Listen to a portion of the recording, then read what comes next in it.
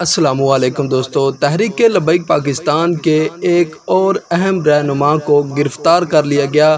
ایک کے بعد ایک کو گرفتار کیا جا رہا ہے۔ آپ جانتے ہیں کہ علامہ سعد حسین رضوی صاحب کو گرفتار کیا، اس کے بعد شفیق امینی صاحب کو گرفتار کیا، علامہ فروق الحسن کو گرفتار کیا، انجینئر حفیظ اللہ علوی صاحب کو گرفتار کیا، غلام غوث بغدادی صاحب کو گرفتار کیا، اور اب جو اطلاعات مل رہی ہیں تحریک لبیک پاکستان کے اہم رہنما پیر سید ریاض حسین شاہ رضوی صاحب کو بھی گرفتار کر لیا گیا ہے۔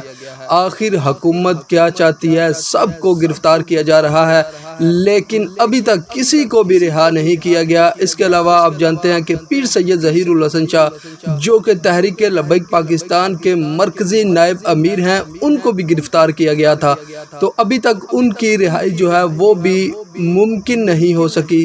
تو جی ناظرین، یہ تازہ ترین اپڈیٹ تھی۔ مزید اپڈیٹ کے لیے ہمارے اس چینل کو سبسکرائب کریں، ویڈیو کو لائک کریں اور کمنٹس باکس میں اپنی رائے کا اظہار ضرور کریں۔ اللہ حافظ۔